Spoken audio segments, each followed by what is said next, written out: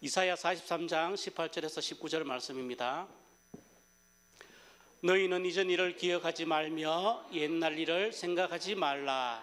보라, 내가 새 일을 행하리니 이제 나타낼 것이라.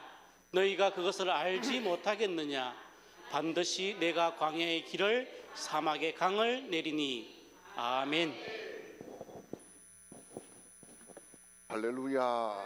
우리 힘차게 아멘합니다. 할렐루야. 하나님께서 이 시간에도 여러분을 두 손들어 환영하시고 필요한 은혜를 부어주시고 응답을 주셔서 여러분 삶 가운데에 하나님이 진행하시는 형통한 길이 열리시기를 주님의 이름으로 축원합니다. 우리 옆 사람과 같이 축복하고 인사하지요. 잘 될 것입니다.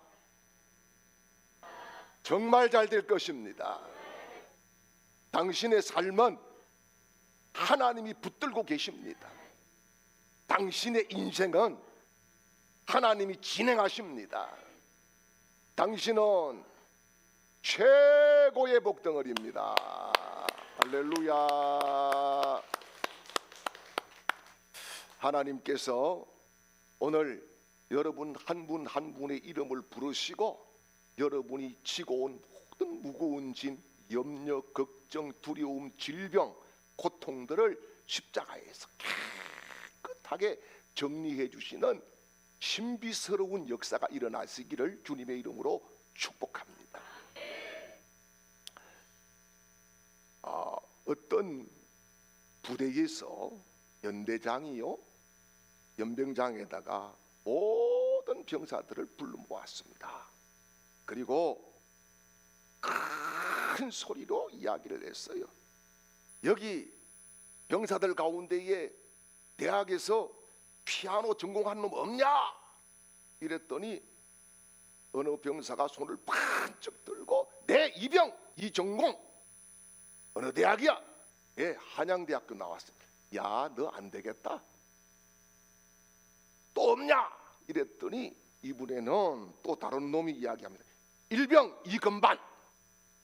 그래, 너는 어디 나왔냐? 아, 저는 연대 나왔습니다. 야, 너도 안 되겠다. 그러면서 이 연대장이 큰 소리로 이야기했어요. 여기 서울대 나온 놈 없냐? 그랬더니만은 드디어 한 놈이 어스렁거리고 나옵니다. 그러면서 이야기합니다. 상병 박반주.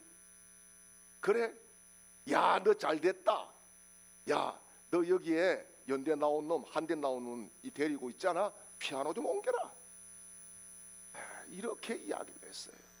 여러분, 하나님이 오늘 보시는 것은 우리의 잘난 모습이 아니에요. 우리의 부족함, 우리의 연약함, 우리의 무자격함, 그것을 보시고 이 시간에도 너는 내 것이라. 내가 너를 책임져. 내가 너를 도울 거야. 내가 너를 들었을 거야. 네 인생은 내 손에 있어. 이렇게 우리를 일일이 살펴주시고 은혜 주시고 기름 부어주시고 길을 열어주실 줄 믿으시기를 축원합니다.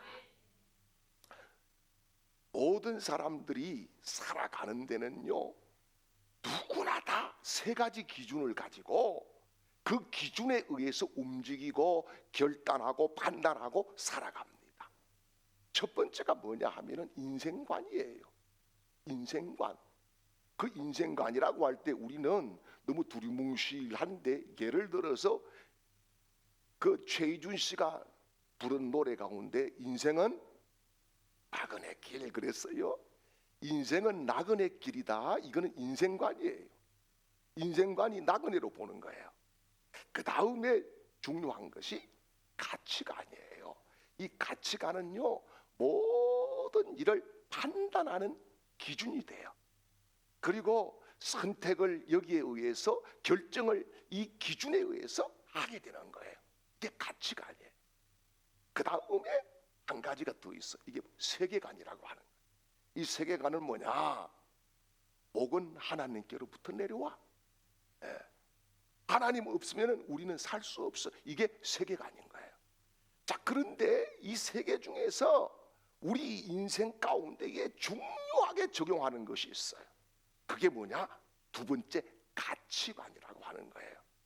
여러분, 가치관 다 가지고 계시는 거예요. 그 가치관에 따라서 우리는 오늘도 살아가고 있어요. 저도 목사로서 분명한 가치관을 가지고 살고 있어요. 제가 올해 이제 목회 41년 차 들어가고 있어요. 그런데 그 기준이 있어요. 기준이 뭐냐? 저에게는 사명이라고 하는 기준을 붙들고 이 아침에도 여기에 선 겁니다. 그래서 사명 아니면은요, 좋은 길도 많이 있었어요. 이를테면은 제가 우리 큰애가 국민학교 5학년 때 두동 꼴짜기 교회에서 저를 청빙을 했어요. 그런데 그때의 제 친구들은 우리 황 목사님 아시지만은 다 시골에서 도시로 나온 판이에요. 저는 역주행을 하나님이 시킨 거예요. 그런데 사명이기 때문에 애를 희생해야 되겠다 생각을 하고 눈물에 눈물을 흘리고 삼키면서 시골에 들어갔어요. 그런데 하나님은 그게 끝이 아니었어요. 그 희생, 그것을 하나님은 귀하게 들어쓰셔서 오늘 제 큰아들이 세계적인 성악가로 만들어 주셨어요. 여러분, 인생은 사명 중심으로 사는 거예요. 그 다음에 저의 가치관은 교회 중심이었어요. 지금까지 40년 목회를 하면서 단 한 번도 제 욕심 따라서 교회에 뭘 요구해 본 적이 없어요. 더 달라 덜 달라 한 번도 해본 적이 없어요. 그저 주의 뜻이면은 먹든지 마시든지 감사였어요. 제가 교회 개척을 하고 3번 청빙을 받았어요. 개척을 한 이후에 15년 전에 서울에 1,500명 되는 교회에서 저를 청빙을 했어요. 제가 기도하는 가운데에 제 사명은 그것이 아니었어요. 그래서 제가 노라고 거부를 했어요. 그리고요, 몇 년 전에는 여기 가까운 어느 교회에서 저를 청빙을 했어요. 제가 기도하는 가운데 하나님 그거 노라고 말씀을 하셔서 노라고 거부를 했어요. 그러던 가운데 우리 교회가 합병을 했어요. 자, 그런데 또 하나님께서 역사를 하시는 건지 누가 역사를 하시는 건지 모르지만은 지난 9월 달에 제가 경남로에 한 300명 되는 교회에서 청빙을 받았어요. 우리 집 식구는 그런 이야기를 합니다. 여보, 뒤도 돌아보지 말고 갑시다. 못 갈 게 뭐 있습니까? 그래서 제가 그랬어요. 기도해보고 결정해야지. 기도했어요. 기도하는 가운데에 하나님께서 제 초심을 말씀하시는 거예요. 네가 이 나이에 부귀영화를 원하느냐? 너 목회할 때 부귀영화를 원했느냐? 그거 아니지 않느냐? 그래서 기도한 끝에 제가 제 아내를 설득했어요. 여보, 우리는 사명에 살고 사명에 죽잖아. 이 교회에서 처음으로 내가 하나님이 살려주셔서 목사가 되겠다고 하나님께 서원을 하고 하나님이 택해서 뽑아주셨어. 그리고 지금 이제 목회 말년에 처음 부름받은 교회로 온 거야. 여기에 하나님이 개입이 없었을까? 하나님이 하셨어. 그래서 제가 우리 아내를 설득을 했어요. 그래서요, 설득을 하는 것이 쉽지가 않아요. 왜요? 여러분, 정말 당장에 뭐 귀한 길이, 좋은 길이 열리니까 그게 쉽지가 않은 거예요. 그래서 제가 그랬어요. 나에게 사명이 있어. 그 사명이 뭐냐? 2가지라고 나는 봐요. 첫째는 교회의 주인 자리를 주님께 올려드리는 거고, 2번째는 목사의 무덤이라고 하는 오명을 가지고 있는 교회에 모든 쓴뿌리를 끊고 하나님이 원하시는 교회를 만들어 다음 세대가 목회를 하게 내가 브릿지 역할을 하는 거야. 내 내 시대에 하나님이 부흥을 주시면 다행이겠지만은 나를 밟고 부흥이 되면은 나는 그것으로 주님께 감사하겠어. 제가 울면서 제 아내를 설득을 했어요. 여러분, 그렇습니다. 정말로 어영부영 시간 지나면은 저는 은퇴할 거예요. 적당하게 사람들 비유 맞추고 그저 잘한다고 그저 허허 하면은 여러분 그냥 저는 잘 은퇴할 거예요. 그런데 중요한 것은 그게 주님이 원하는 것은 아니다는 거예요. 여러분들도 마찬가지. 그냥 대충 믿어도 어떤 놈들은 안 믿어도 잘 살아. 그렇죠? 그런데 십자가 지고 교회 위해서 눈물 흘리고 살아가는데 왜 이리 고통스럽냐? 이런 마음이 들어갈 때도 있잖아요. 그런데 여러분, 중요한 것이 뭐냐? 우리 교회를 저나 여러분이 살리기 위해서 존재한다는 거예요. 저를 위해서도 존재하지 않고요, 당회를 위해서도 장로들을 위해서도 아니에요. 주님을 위해서 교회는 존재하는 거예요. 그런데 여러분, 우리 교회가 정말 이대로 달려가면 좋겠느냐, 심각하게 저는 지금 금식하면서 기도하고 있어요. 중요한 것은, 하나님이 원하시는 것은 나 자신을 깨부수고 나 자신이 낮아지고 우리 스스로가 낮아지고 옷을 찢고 가슴을 찢고 하나님 앞에 회개하는 것밖에 없어요. 그래서 교회의 주인이 주님이 되시는 거예요. 교회의 왕이 예수 그리스도가 되시는 거예요. 여러분, 이래가지고 의영부영해서 제가 은퇴하면은 그 큰 교회 부목사 청빙해가지고 재정 지원 매덕 받고 그렇게 할 수 있다고 생각하실지 몰라요. 그런데요, 쉽지 않아요. 여러분, 지금 한국교회연구소에서 나온 통계가 있어요. 그게 뭐냐? 지금 코로나 이전보다, 코로나가 지금 지난 한참 됐지만은 재정이요 70% 미만으로 다 줄어들어 있다는 통계가 나와 있어요. 예전 같으면 그렇게 할 교회들도 있어요. 그러나 지금은 아니에요. 그러면 뭐냐? 우리가 해야 될 일은 지금 우리가 교회를 살리는 데 집중해야 되는 거예요. 여기에 올인해야 되는 거예요. 여기에 사명을 둬야 되는 거예요. 여기 중심을 둬야 되는 거예요. 가치관이 여기에 있어야 되는 거예요. 여러분, 성령 충만함이 뭡니까? 성령 충만함은요, 예수 그리스도가 성령님을 통하여 나 자신을 통제하시는 것이 성령 충만이에요. 내가 하나님의 손에 붙들려 있고 성령의 감동과 말씀에 의해서 순종하는 것이 성령 충만이에요. 여러분, 각종 은사가 나타나고 그거는 부수적인 거예요. 또요, 내가 뜨겁냐 안 뜨겁냐, 그것도 부수적인 거예요.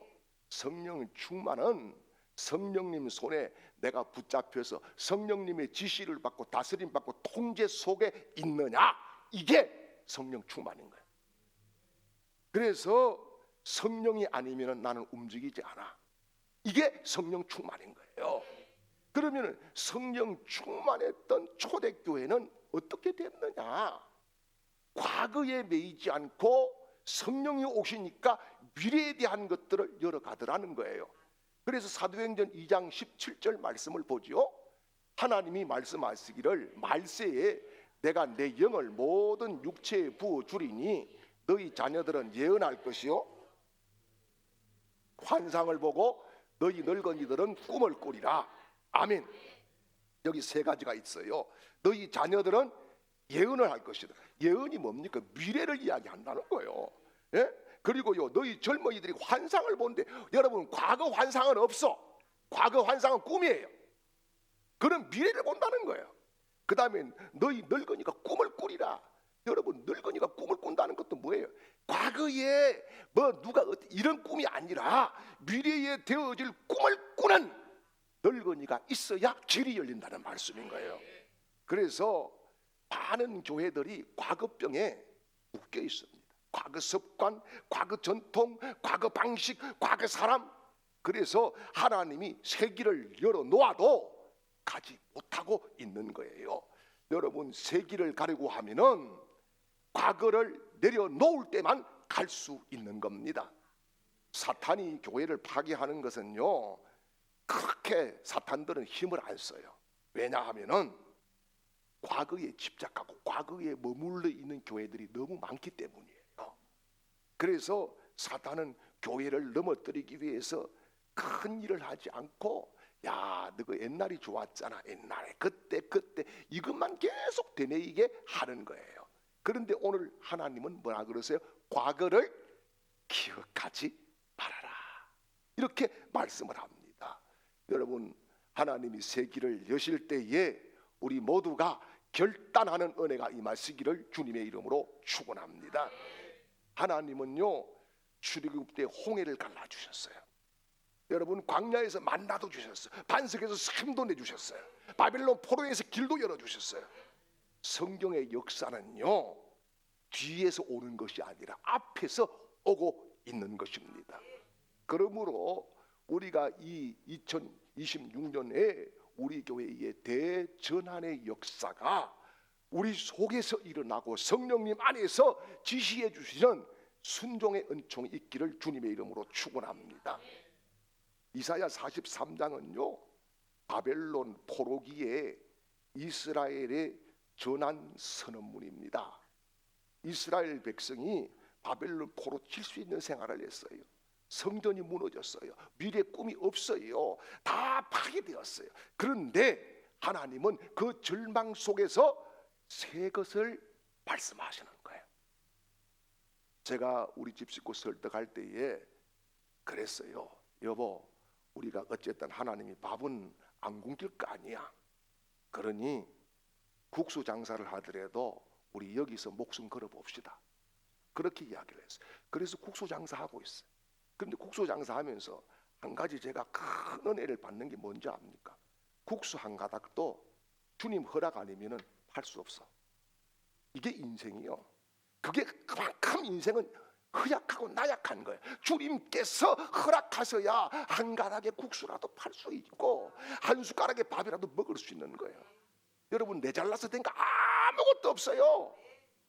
은혜로 되는 거예요. 보혈로 되는 거예요. 예수님 때문에 되는 거예요. 그러면은 우리가 정말 이제는 과거의 기억이 미래를 막고 있다는 것에 동의해 주셔야 되는 거예요. 그래서 18절 말씀을 보겠어요. 너희는 이전 일을 기억하지 말며 옛날 일을 생각하지 말라. 아멘. 여러분, 여기에 기억하지 말라는 것은 히브리어로 자카르라고 하는 말을 써요. 이게 뭐냐? 단순히 기억이 아닙니다. 그 기억에 지배를 받지 말라는 거예요. 예? 상처가 자꾸 떠오르면은 그 상처에 내가 묶여 사는 거예요. 예? 뿐만 아니라 실패가 자꾸 떠올라 그러면 그 실패에 내가 묶여 사는 거예요. 예? 과거의 영광이 자꾸 떠올라 그러면 거기에서 묶여 사는 거예요. 여러분, 그래서 여기에 뭐라 그래요? 말며 그랬어요. 말하라고 하는 이 말은 단순한 그냥 하지 마 이게 아닙니다. 강력한 명령인데 뭐냐 하면은 미완료 과거형이에요. 그것은 무슨 말이에요? 지금도 내일도 하지 마 이런 말씀이에요. 예. 그래서 과거를 기억 속에 붙잡아 두지 말아라. 과거에 붙들려 살지 말아라. 과거에 지배하에 네 생각도 네 마음도 네 모든 것을 두지 말아라 이런 말씀인 거예요. 이게 단순한 위로가 아니지요. 뭡니까? 하나님의 명령입니다. 그래서 여기 19절 말씀을 보니까 내가 새 일을 행한다 그랬어요. 여러분, 여기에 새 일을 행한다는 것은 뭐냐? 완전히 차원이 다른 새 일인 거예요. 과거에 묶인 사람은 하나님이 새 일을 보여주어도 못 본다는 거죠. 예. 과거 모든 것 좋았던 것 좋아요. 그것은 뭡니까? 교훈이 되는 거예요. 그러나 우리 목적지는 될 수가 없는 거예요. 우리 목적지는 하나님이 주시는 미래예요. 하나님이 주시는 은혜예요. 하나님이 주시는 길이에요. 그렇습니다. 여러분, 우리가 과거를 교훈으로는 붙들 수 있어요. 그러나 목적지로는 붙들 수가 없는 거예요. 과거 방식이 오늘의 장애물이 될 수 있다는 말씀입니다. 여러분, 과거를 끌어안고 계속 끙끙대 보세요. 미래가 안 열려요. 과거를 손에 쥐고 있으면은 하나님이 미래를 막 쏟아 부어줘도 질 손이 없어요. 그래서 오늘 저나 여러분이 과거에 좋았던 거 다 있지요. 또 과거에 상처도 있지요. 저도 왜 상처 없겠어요? 그거 다 버려야 돼. 그래서 예수님이 저와 여러분을 불러주셨어요. 그래서 예수님이 십자가에서 피 흘려주시고 보라 새 것이 되었다고 말씀하셨어요. 여러분, 이제는 주님 이 손 잡고 갑시다 라고 주님께 나를 맡기는 은혜가 있기를 축복합니다. 그리고 오늘 19절 말씀을 볼게요. 보라 내가 새 일을 행하리니 이제 나타낼 것이라. 너희가 그것을 알지 못하느냐. 반드시 내가 광야의 길을 사막에 강을 내리니. 아멘. 여기 이 말씀은 하나님이 새 일을 시작한다는 거예요. 여기 보니까 누가? 내가 그랬어요. 주어가 나라고 하는 분이 누구예요? 하나님이에요. 하나님이. 그래서 새 일의 주체는 누구다? 하나님이시다. 그런 말씀이에요. 이것은 하나님의 미래 선언이고 돌파 선언이고 재창조의 선언인 줄 믿습니다. 보라, 내가 직접 한다. 보라, 이미 시작했다. 보라, 이미 진행 중이다. 하나님 이렇게 말씀하시는 거예요. 여러분, 무엇을 그렇게 하시겠다는 겁니까? 시간적으로 새 것이 아니라 본질적으로 새 것이다. 그런데 하나님의 새 일은 크게 네 가지 영역에서 나타나요. 첫째는 인생의 막힌 길을 여십니다. 우리가 살아가다 보면은 암담할 때가 있어요. 고독할 때도 있어요. 길이 전혀 길이 없네 이럴 때도 있어요. 그런데 하나님은 이 아침에 저와 여러분을 이곳 하나님의 집에 불러서 뭐라고 그러세요? 막힌 인생길 내가 열게. 내가 너 책임져. 내가 열 거야. 이렇게 말씀을 하십니다. 그리고 여기에 새 일이라고 하는 게 뭐예요? 죽은 영역에 생명을 만드신다는 거예요. 끝난 줄 안 곳에서부터 새로운 역사가 시작되는 것이 부활입니다. 여러분, 예수님 부활이 뭡니까? 끝난 거잖아요. 끝난 거기에 돌무덤을 깨고 주님이 살아나셨어. 그리고 우리에게 찾아오셔서 평안하라 말씀하시는 거예요. 여러분, 이게 뭐예요? 우리 상황이 지금 끝난 것 같잖아요. 나 주님은 끝난 그 자리에서 새로운 역사, 부활의 역사를 지금 진행하고 계시는 줄 믿으시기를 축원합니다. 그리고 세 번째는 뭐냐 하면은 불가능한 상황을 뒤집으시는 것이 새 역사인 거예요. 사람이 못하는 일을 하나님은 하십니다. 여러분, 의술이 아무리 발달돼도 의사가 할 수 없는 병이 더 많아요. 100가지면 의사가 고칠 수 있는 것은 9가지밖에 안 된다 그래요. 그럼 나머지는 누구의 영역? 하나님의 영역인 거예요. 여러분, 주님께서 오늘 이 아침에도 말씀합니다. 할 수 있거든요. 무슨 말이냐? 믿는 자들에게는 능치 못할 일이 없느니라. 여러분, 주님은 우리에게 믿음만 있으면은 된다라고 말씀하십니다. 이것이 하나님의 새 역사인 거예요. 그리고 네 번째 영역은 뭐냐? 완전히 새로운 차원으로 끌어올리신다는 거예요. 이전과 다른 차원 말이지요. 그래서 새 일은 작게 시작할 수 있지만은 이것이 폭발적으로 커지는 하나님의 역사인 줄 믿습니다. 새 일은 내 눈에 보이지 않는다고 없는 것이 아니에요. 하나님이 준비하신 새 일은 반드시 사람이 막더라도 하나님이 이루시고 하나님이 역사하시고 하나님이 성취해 주실 줄 믿습니다. 여러분, 그래서 새 일을 보는 눈이 오늘 아침에 열릴 수 있기를 바랍니다. 하갈이요, 이스마엘 데리고 쫓겨났어요. 그래서 목이 말라가지고 이스마엘이 막 울 때에 이 아이의 울음소리 때문에 엄마의 가슴이 찢어져. 그래서 한 얼마쯤 떨어져서 하나님 앞에 통곡을 할 때 하나님의 천사가 나타나서 우물을 보여주십니다. 울기 전에는 우물이 안 보여요. 울고 나니까 우물이 보여요. 그게 부엘라 헤로이예요. 여러분, 하나님은 우리 눈에 지금 안 보인다고 일 안 하시는 것이 아니라 하나님은 이미 우리의 기도를 접수하셨고, 할렐루야, 우리의 중심을 보셨고, 아멘이지요. 우리의 간구에 하나님이 움직이고 계심을 믿으시기를 축원합니다. 그리고 19절 말씀을 보니까 내가 광야의 길을 사막의 강을 그랬어요. 여기 광야라고 하는 것은 뭐냐? 생명이 없는 곳이에요. 예? 광야는 길이 없는 곳이에요. 인간적으로 불가능한 영역인 거예요. 영적으로는 막힌 인생, 출구가 없는 인생을 의미하는 거예요. 답이 없다는 거예요. 여러분, 광야는 가보면은 실질적으로 길이 있다가도 안 보여. 왜? 모래 먼지바람이 그냥 다 와가지고 휘어져 놓으니까 발자국 하나 안 보여. 자고 나면은 깜깜해. 어디로 가야 될지 방향 감각이 없어. 그것이 광야예요. 그런데 그 광야에서 주님이 뭐라 그래요? 길을 내신다는 거예요. 이게 뭡니까?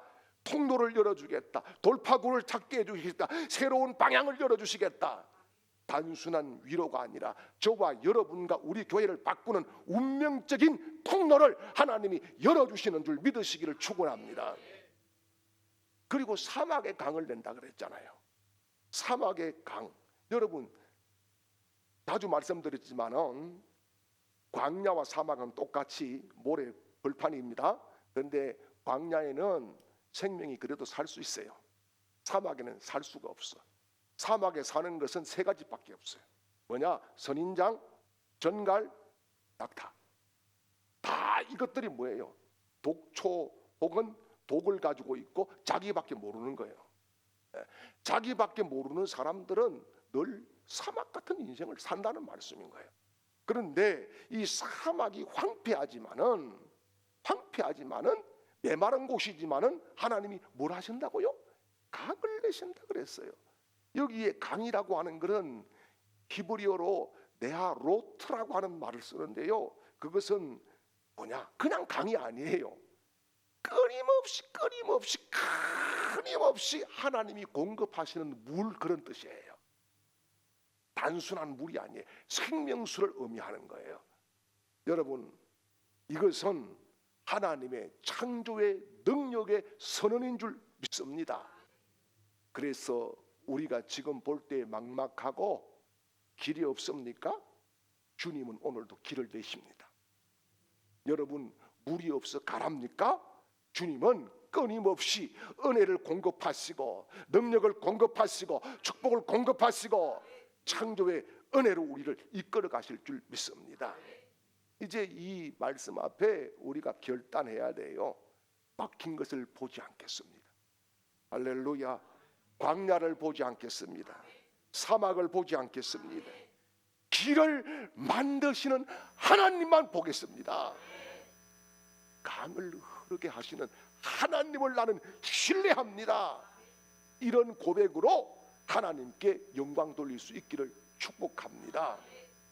그리고 19절에 새 일을 행한다. 이제 나타날 것이다 그랬어요. 여기 보니까 다음에 내가 해줄 게가 아니에요. 뭐예요? 이제입니다. 지금입니다. now, 지금 현재 하나님이 현재 진행하고 계시다는 말씀이에요.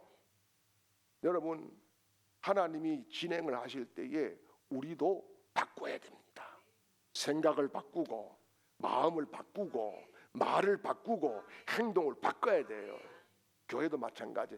여러분, 부산에 가면은 대표적인 교회가 있어요. 수영로 교회죠. 수영로 교회가 1980년대 우리 황 목사님과 제가 신학교 다닐 때 이 수영 로타리 쪽에 조그마한 교회였어요. 그런데 지금은요, 한국을 대표하는 교회 중에 하나가 되어 있어요. 그게 뭔지 압니까? 이게요, 수영로 교회에서 어느 날 구조 조정을 했어요. 뭐냐, 예배 구조를 바꾸고 사역의 패턴을 바꾸고 직분자들을 바꾸고 이 제자 훈련의 시스템을 바꾸고 전환을 하겠어요. 그 전환을 할 때에 여러 교회들이 비난했습니다. 지금 뭐 하는 짓이냐고, 저 털렸다고, 아이고 저래가지고 되겠냐고. 그리고 여러분 지금 그 수영로 교회가 있는 그 지역이 어떤 지역인지 압니까? 청년들이 매일 가가지고 무릎 꿇고 기도하던 그 지역에 하나님이 땅을 주신 거예요. 그래서 수영로 교회가 되게 되는 거예요. 여러분, KBS 다큐에서 이런 표현을 했어요. 전환은 새로운 시대를 여는 열쇠다. 여러분, 전환이 없는 가정, 전환이 없는 인생, 전환점이 없는 교회는 도태합니다. 전환은 고통스러운 거예요. 전환은 섭섭한 거예요. 여러분, 그러나 변화는 하나님의 영광이 되는 줄 믿습니다. 그러므로 이제 우리가 정말 전환에 하나님이 역사를 하실 때에 나를 하나님 앞에 드려서 하나님께서 우리 가정을 새롭게 세우시고 여러분 자식들을 새롭게 세우시고 우리 교회의 길을 여시는 하나님의 은혜를 우리 모두가 체험하시기를 주님의 이름으로 축원합니다.